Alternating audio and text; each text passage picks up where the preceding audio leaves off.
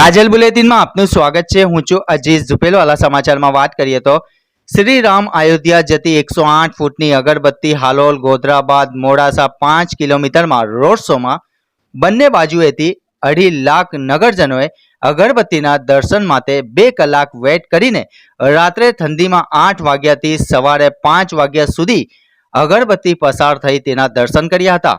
અગરબત્તી પસાર લોકો દ્વારા ફૂલોનો વરસાદ કરવામાં આવ્યો હતો અને અગરબત્તીને બહોળા રૂપે દાન કરતા લોકો નજરે પડ્યા હતા।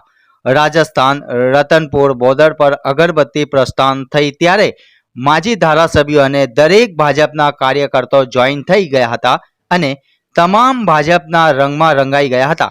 અગરબત્તીનું મિનિસ્ટરો અને માજી મિનિસ્ટરો દ્વારા સન્માન કરવામાં આવ્યું હતું। રિપોર્ટ સાદિક કાજલવાલા।